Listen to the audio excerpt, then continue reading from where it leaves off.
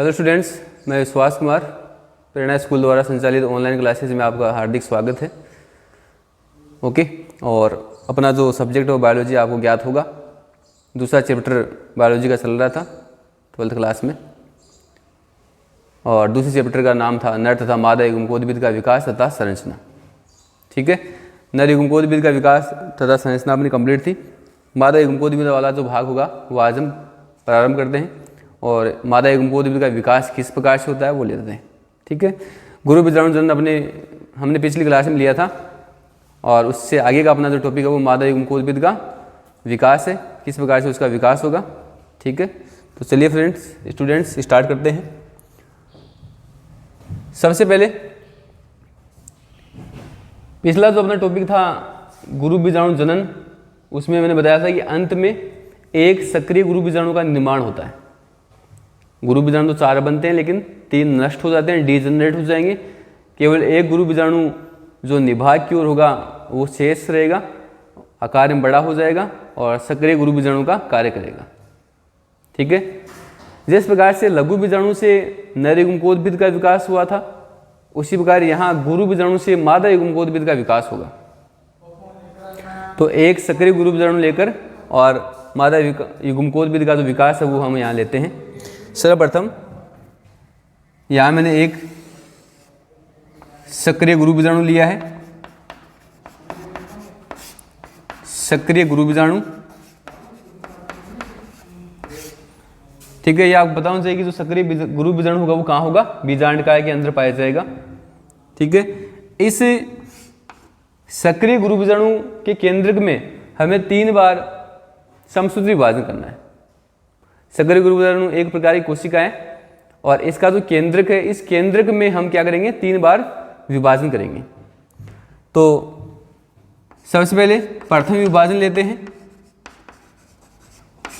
इस केंद्रक में पहला विभाजन होगा और 1 से 2 केंद्रक बनेंगे। ठीक है, एक ही विभाजन हुआ, 1 से 2 केंद्रकों का निर्माण हो गया। ध्यान रखना है, केंद्रक जो होगा उसमें विभाजन किस प्रकार का होगा, समसूत्री प्रकार का होगा। ठीक है, जिससे होगा क्या, जो गुणसूत्र संख्या उसमें कोई परिवर्तन नहीं आएगा, क्योंकि सक्रिय गुरु बीजाणु जो है आपको ध्यान रखना है, ये पहले से कैसा एन है, अगुणित है। ठीक है, लघु बीजाणु भी अगुणित था और ये गुरु बीजाणु कैसा है, अगुणित है। क्यों? क्योंकि इनका निर्माण किससे हुआ है, अर्धसूत्री विभाजन से हुआ है। ओके, तो यहाँ जो केंद्रक है उसमें समसूत्री प्रकार का विभाजन होगा। प्रथम विभाजन कंप्लीट हुआ, 2 केंद्रक बन गए। इसके बाद क्या होगा, ये जो गुरु बीजाणु जो है इसमें छोटी छोटी रिक्तिकाएं होती हैं, और वो रिक्तिकाएं आपस में मिलकर और एक बड़ी रिक्तिका में परिवर्तित हो जाती हैं। जो बड़ी रिक्तिका बनती है वो इन केंद्रकों के मध्य में आ जाती है, और मध्य में आने से क्या होगा, ये दोनों केंद्रक जो हैं विपरीत सिरे की ओर गमन करेंगे। ये केंद्रक जो होगा ऊपर की तरफ चला जाएगा और ये केंद्रक नीचे की तरफ चला जाएगा। ठीक है, तो ये दोनों विपरीत सिरे की ओर आ जाएंगे। तो एक केंद्रक आपको ऊपर की ओर दिखाई देगा और एक केंद्रक नीचे की ओर दिखाई देगा। ठीक है, अब देखिए ये जो गुरु बीजाणु कहाँ है, बीजांडकाय में है। बीजांडकाय कहाँ है, बीजांड में है। तो बीजांड में हमने लिया था निभाग, प्रति बीजांड की हमने संरचना ली थी, उसमें ऊपर की ओर बीजांड में क्या था, निभाग था, और नीचे की ओर बीजांड द्वार। ओके, तो हम कह सकते हैं कि जो गुरु बीजाणु है उसमें एक केंद्रक निभाग वाले सिरे की ओर चला जाएगा, एक केंद्रक बीजांड द्वार वाले सिरे की तरफ चला जाएगा। ओके, इसके बाद देखिए ये दोनों केंद्रक जो उनमें दूसरा समसूत्री विभाजन होगा। दोनों केंद्रकों में दूसरा समसूत्री विभाजन होगा, इस केंद्रक में भी होगा और इस केंद्रक में भी होगा। तो यहाँ दोनों सिरे पर 2-2 केंद्रकों का निर्माण, 2 केंद्रक ऊपर वाले सिरे पर, 2 केंद्रक नीचे वाले सिरे पर, अर्थात 2 केंद्रक निभाग वाले सिरे की ओर, 2 केंद्रक बीजांड द्वार वाले सिरे की तरफ। ठीक है, और इसके बाद क्या होगा, तीसरा विभाजन होगा,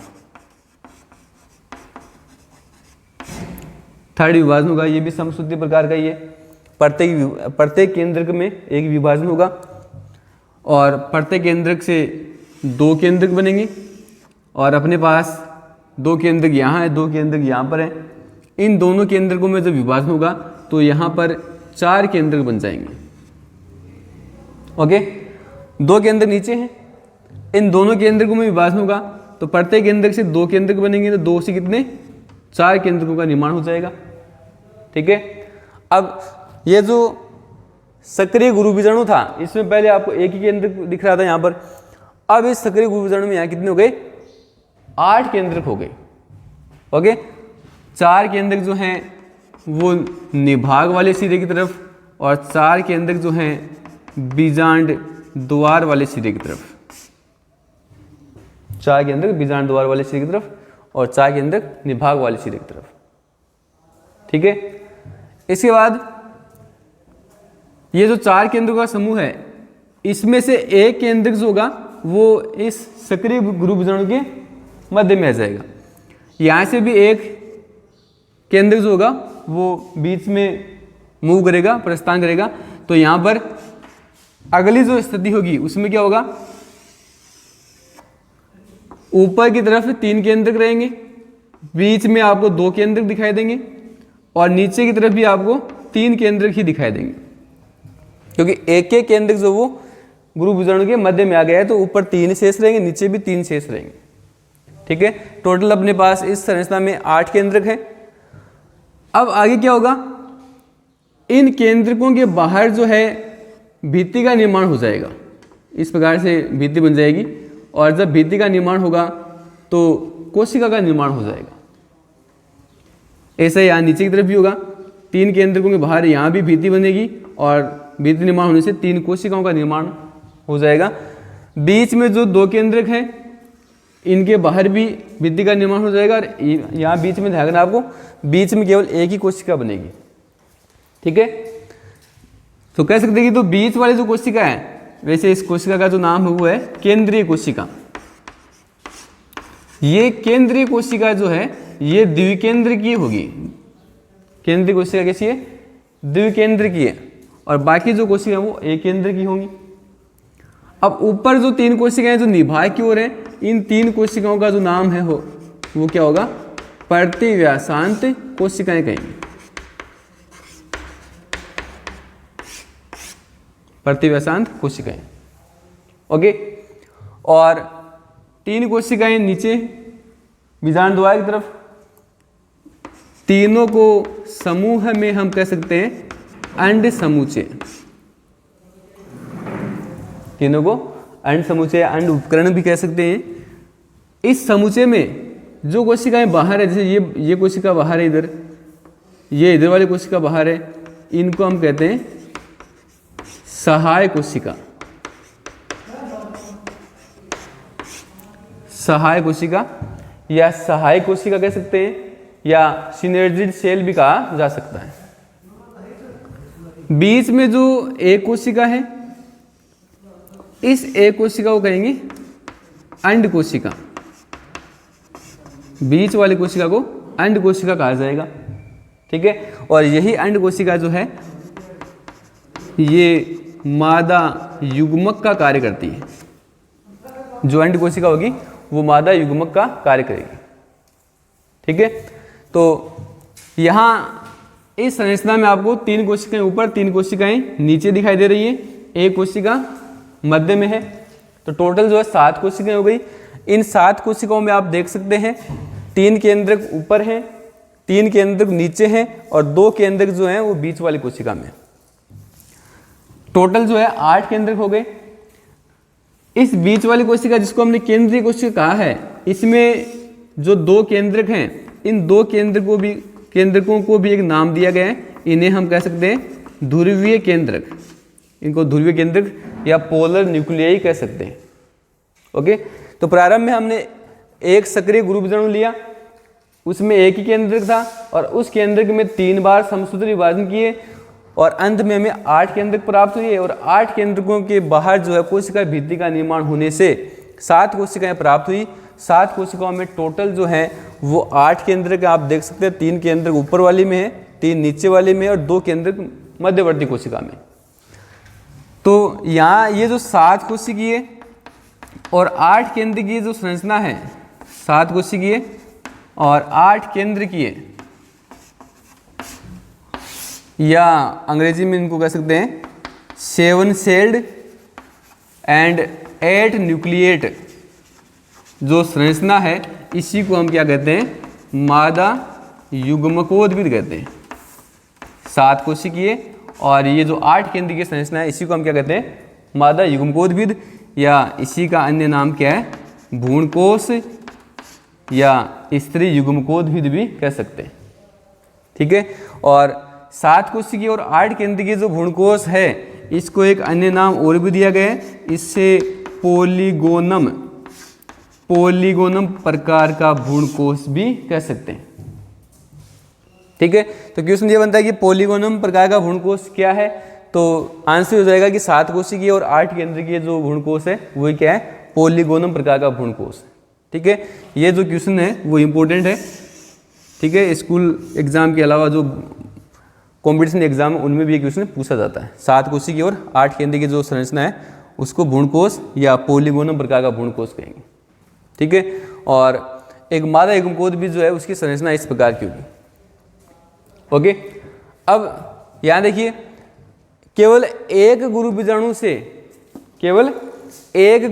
से इस भ्रूणकोश का विकास हुआ है, इसलिए ये जो विकास या परिवर्तन है इसे हम एक बीजाण्विक विकास या परिवर्तन भी कह सकते हैं। मोनोस्पोरिक डेवलपमेंट ऑफ एम्ब्रियो से कहा जाएगा। ठीक है। क्योंकि एक गुरु बीजाणु ने इस भ्रूणकोश के विकास में भाग लिया है, इसलिए इसको एक बीजाण्विक विकास भी कह सकते हैं। ठीक है। अब ये जो भ्रूणकोश बना है, यदि हम इसको बीजांड में देखें तो बीजांड में कहाँ पाया जाएगा, बीजांड काय के अंदर पाया जाएगा। बीजांड के डायग्राम से आपको बताता हूँ कि उस भ्रूणकोश की स्थिति कहाँ होगी। तो सर्वप्रथम हम जैसे बाहर बीजांड काय जो है उसी ने अंदर की ओर क्या बनाया है, भ्रूणकोश बनाया है। तो यहाँ बीजांड काय के अंदर जो भ्रूणकोश पाया जाएगा, तो ये 3 कोशिकाएं मैंने ऊपर बनाई हैं जिनको प्रतिव्यासांत कोशिका नाम दिया, एक कोशिका बीच में जिसको केंद्रीय कोशिका नाम दिया, और 3 कोशिकाएं नीचे की तरफ हैं जिनमें से 2 सहायक कोशिकाएं हैं और एक अंड कोशिका है। ठीक है। ये बाहर वाला भाग बीजांड काय का है और इसके बाहर पाए जाएंगे अध्यावरण।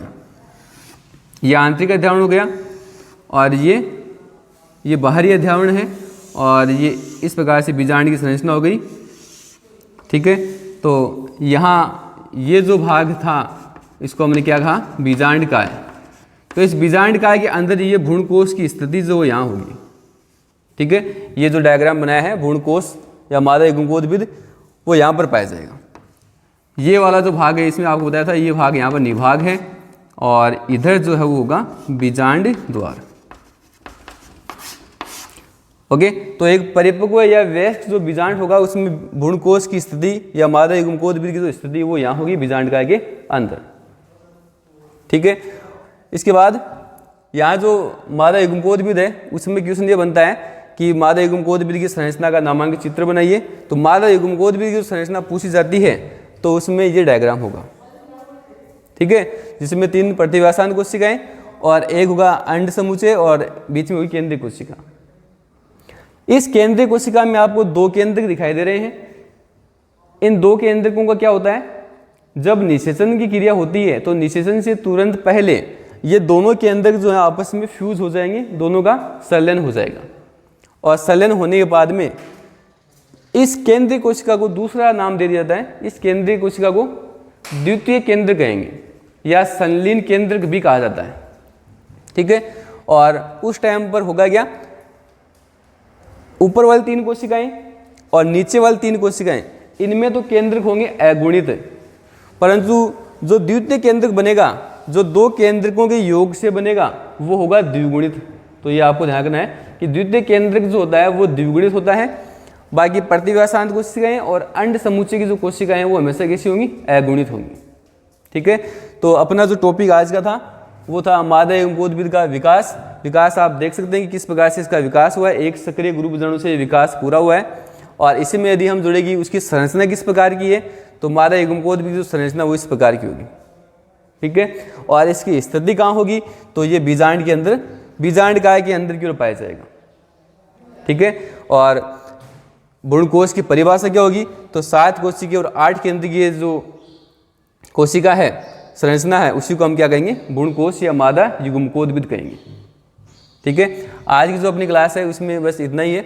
एक बार फिर रिपीट कर देता हूँ कि प्रारंभ में हमने एक सक्रिय गुरु बीजाणु लिया है, उसके केंद्रक में हमें विभाजन, ध्यान रखना कोशिका में विभाजन नहीं करना है, केंद्रक में विभाजन करना है। तो ये केंद्रक है इसका, इसमें पहला विभाजन हुआ, 2 केंद्रक बने, दोनों केंद्रक बीच में रिक्तिका के आने से विपरीत सिरे की ओर जाएंगे, एक केंद्रक निभाग की ओर आ जाएगा, एक केंद्रक बीजांड द्वार की ओर।